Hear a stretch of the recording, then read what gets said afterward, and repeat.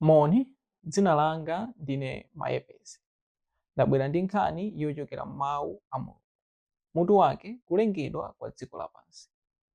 Pachiyambi panali Mulungu, ndipo iye analenga dziko kupyolera mawu otuluka m'kamwa mwake. Analenga dziko ndi zonse zopezeka m'dziko. Ndipo Mulungu anati, kukhale kuwunika ndi madzi. Ndipo kunatero.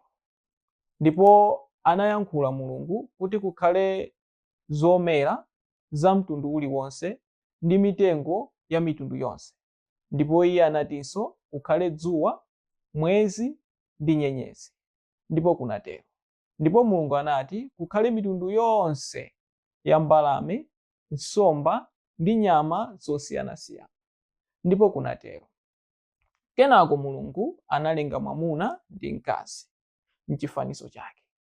Ndipo Mulungu anaona pa zonse zomwe iye anazilenga, ndipo anati zili bwino.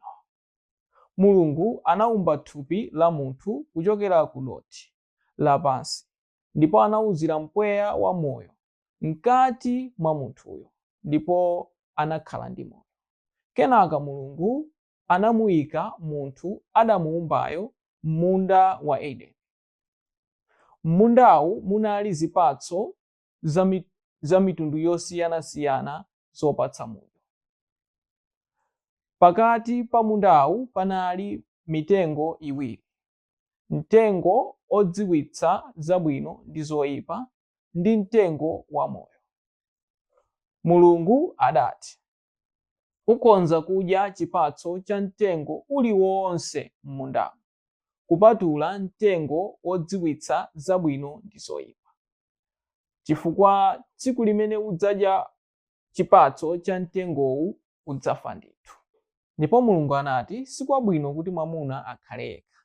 Kenako Mulungu anamugonetsa Adamu tulo tofanana, ndipo anatengako imodzi mwa nthiti za Adamu napangira mkazi, namubweretsa iye. Ndipo zitatero anakondwera Adamu, nati, iye ndiye fupa la mafupa anga ndi mnofu wa mnofu wanga. Adamu ndi mkazi wake Hava anali amaliseche, koma sanachite manyazi.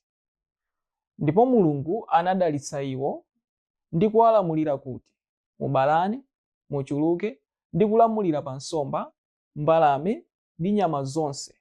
Ndipo Mulungu ataona zonse zimene iye anazilenga, anati zili bwino. Mulungu adalenga dziko ndi zonse zopezeka m'dzikomo kwa masiku 6 Tsiku lachisanu ndi chiwiri Mulungu adapuma kugwira ntchito yake. Ndipo adapatula tsiku limodzi pa Sabata likhale tsiku lake, pakuti adamaliza kulenga dziko lapansi. Iyi ndi nkhani yochokera m'mawu a Mulungu. Zikomo.